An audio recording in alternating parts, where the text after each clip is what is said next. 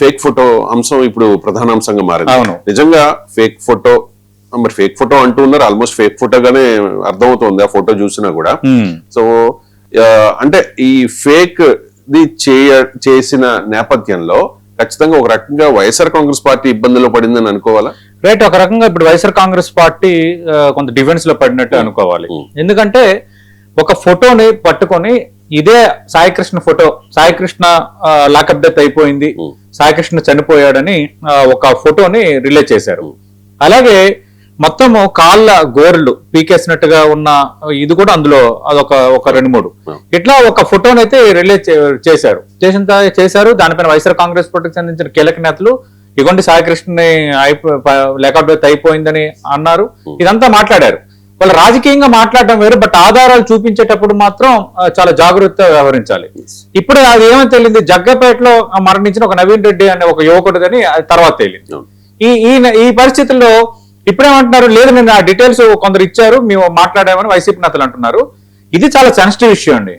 Final గా ఏంటంటే ఇక్కడ క్యాస్ట్ కంటే కాన్స్టిట్యూషన్ మాట్లాడాలి, కానీ విచిత్రం ఏంటంటే క్యాస్ట్ మాట్లాడుతుంది. మొత్తం దీనికి కులం రంగు పులిమేశారు. అటు కాపుల పైన జరుగుతోంది, కాపుల పైన వివక్ష కంటిన్యూ అవుతుంది కాబట్టి దాంట్లో భాగంగా ఒక కాపు యువకుడు లాకప్ డెత్ అయిపోయాడు అని ఇప్పుడు ఇందాక బొత్స శ్రీనివాస్ గారు అన్నట్టు సిఐ నాగరాజు ఇదే కమ్యూనిటీకి చెందిన వ్యక్తి, ఈయన అబ్బాయి ఇదే కమ్యూనిటీకి చెందిన వ్యక్తి. ఇక్కడ మనం క్వశ్చన్ చేయాల్సింది ఏంటంటే వైసీపీ డిమాండ్ చేస్తున్నట్టు కాపుల మీద అసహనం, కాపుల మీద వివక్ష, కాపు కుర్రోడు కాబట్టి అది కాదు. ఇక్కడ దాన్ని కాపు అనే కోణాన్ని అక్కడ ఎస్టాబ్లిష్ చేస్తున్నారు. మీకు విజయవాడ సైద్ధాంతికంగా మనం చూస్తే విజయవాడలో కాపు వర్సెస్ అమ్మ కమ్యూనిటీ మధ్య ఉన్న పాత ఆ వైరము రాజకీయంగా ఆ అంశాన్ని మళ్ళీ ఏమైనా వైఎస్ఆర్ కాంగ్రెస్ పార్టీ లేపాలనుకుంటుందా ఏంటి రాజకీయంగా అన్న చర్చ కూడా ఇప్పుడు మొదలైంది. వైఎస్ఆర్ కాంగ్రెస్ పార్టీ కానీ జనసేన కానీ టీడీపీ కానీ మనం కానీ డిమాండ్ చేయాల్సింది ఒకటే సార్, ఇక్కడ సాయికృష్ణ అనే వ్యక్తి నేరస్తుడే కావచ్చు, బట్ సాయికృష్ణ నేరస్తుడు అయినంత మాత్రాన సాయికృష్ణను అదృశ్యం మిస్సింగ్ అయిపోయాడు అనేది ఇష్యూ. సాయికృష్ణ ప్రవేశపెట్టాలి, పోలీసుల మీద ముందున్న బిగ్ టాస్క్. ఒకవేళ సాయికృష్ణ ప్రవేశపెట్టకపోతే ఖచ్చితంగా పోలీసులు జవాబుదారీ. ఆల్రెడీ సీఏ నాగరాజు సస్పెండ్ చేశారు. మనం తమిళనాడులో ఎలా ఘటన జరిగిందో రేపు పొద్దున్న బయట వార్తలు వస్తున్నట్టుగా నిజంగా అలాంటిది జరిగి ఉంటే మాత్రం ఖచ్చితంగా పోలీసుల్ని జవాబుదారీ చేయాలి, పోలీసులకు శిక్ష పడాలి. ఎందుకంటే చట్టాన్ని తమ చుట్టంగా మార్చుకొని చేతుల్లోకి తీసుకుంటామంటే మీడియాగా మనం కూడా ఆగకూడదు ఇలాంటి విషయాల్లో. ఎందుకంటే ఇంకా ఇది ప్రతి ఒక్కరికి ఒక రెప్లికా అయిపోద్ది. గతంలో అయ్యింది, తర్వాత తగ్గింది, ఇప్పుడు ఇలాంటి సంఘటనలు రెప్లికా అయిపోతాయి. కానీ at the same time Janasena కూడా కొన్ని మార్చుకోవాలి.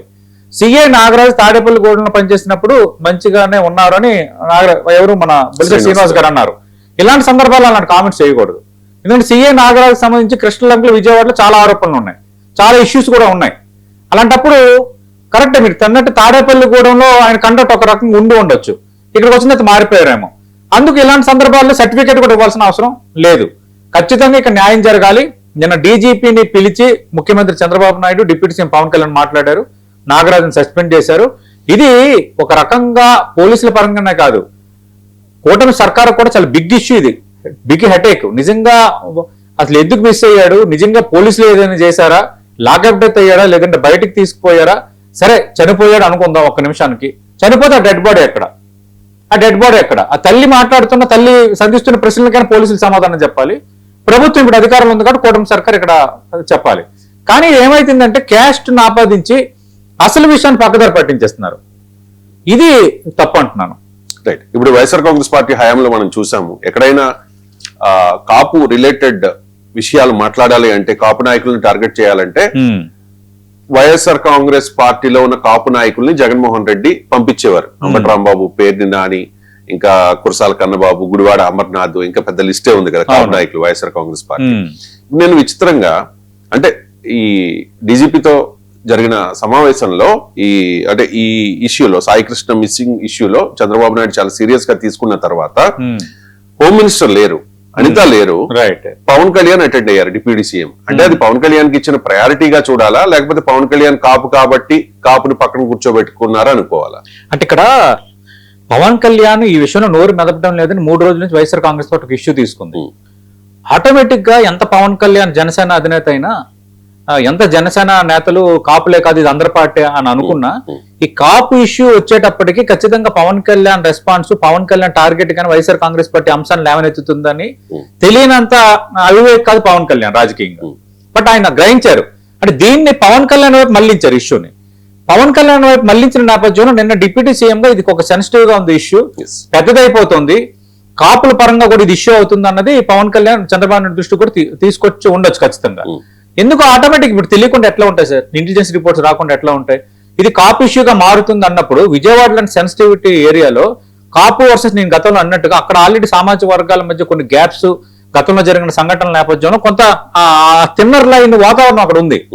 ఇలాంటప్పుడు ఒక బిగ్ సిగ్నల్ ఇవ్వాలి కాబట్టి, ఇది ఒక మేజర్ ఇష్యూ కాబట్టి మాకు అలాంటివి ఏమీ లేవు, నిజంగా చట్టం తన పని తాను చేసుకుంటుంది, ఆరోపణలు ఉంటున్న సీఏ నాగరాజును సస్పెండ్ చేశాము అన్న అంశంతో పాటు పవన్ కళ్యాణ్, చంద్రబాబు నాయుడు డీజీపీని పిలిచి మాట్లాడటం వెనుక ఒకటి ప్రభుత్వం అన్ని రకాలుగా సిద్ధంగా ఉంది, మాకు ఎలాంటి భేషజాలు లేవు, అలాగే ఎలాంటి పక్షపాత ధోరణి లేదు అన్న సిగ్నల్ ఇవ్వడంతో పాటు మీరన్న పవన్ కళ్యాణ్ టార్గెట్ చేస్తున్న పరిస్థితి కానీ, అలాగే కాపుల కోణం ఇష్యూ కూడా ఇప్పుడు తెర ముందుకు వచ్చింది. వైఎస్ఆర్ కాంగ్రెస్ పార్టీ కాపు అంశాన్ని ప్రస్తావిస్తుంది కాబట్టి ఆ పరంగా కూడా ఒక సిగ్నల్ ఇవ్వటం నిన్న పవన్ కళ్యాణ్ సమీక్షలో పాల్గొంది.